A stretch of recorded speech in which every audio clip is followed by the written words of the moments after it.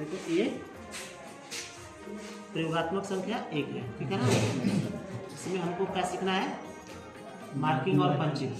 तो सबसे पहले मैंने आपको जाप दिया, इसको आपने ड्राइंग के अनुसार काट लिया।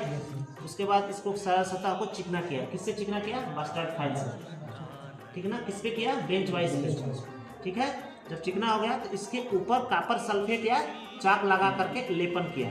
लेपन करने के बाद क्या हो गया, ये सूख गया है। अब सूख जाने के बाद अब इसको हमको क्या करना है, मार्किंग करना है।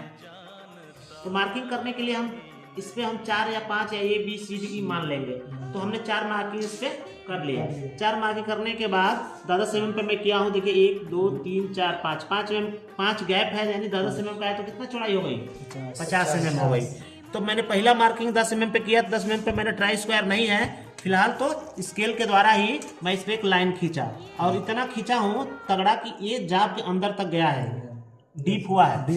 समझ में आ रहा है? आधा mm तक डीप हुआ है ये, क्योंकि डीप नहीं जाएगा ना तो ये जब मिटेगा तो चिन्ह क्या हो जाएगा? मिट जाएगा, तो समझ में नहीं आएगा। इसीलिए इसको हम जबरदस्ती प्रेशर देके क्या करेंगे, मार्किंग करेंगे जोर से, ठीक ना।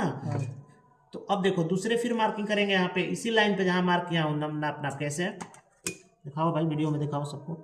देखो ये 10 mm पे है, देख सकते हैं ना, एकदम प्रॉपर 10 mm पे है। अब इस पे ट्राई स्क्वायर आता है ना, तो स्टाक यहाँ लगता है, ब्लेड यहाँ लगता है, एकदम सीधी लाइन आती है। समझ में आ रहा है? तो मैं स्केल ना, ट्राई स्क्वायर ना होने की वजह से स्केल से ही आपको मैं मार्किंग करने के लिए कोशिश कर रहा हूँ कि ये एकदम सीधी लाइन हो, ठीक है ना। तो मैं दूसरी लाइन खींच रहा हूँ, ठीक है ना, ठीक है। ये दूसरी लाइन हो गई। अब इससे ऐसे ही हम क्या करेंगे, तीसरी लाइन बनाएंगे, फटाफट बनाएंगे।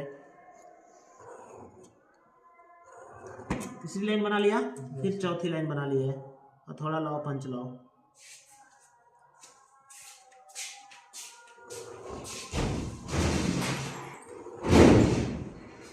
ये क्या है? स्क्राइबर है। ये हार्डनेस होती है, इसको जब चिन्ह करने के लिए प्रयोग में लाया जाता है। ओनली फॉर स्क्राइबर का उपयोग करने किया जाता है, चिन्ह करने में लाया जाता है।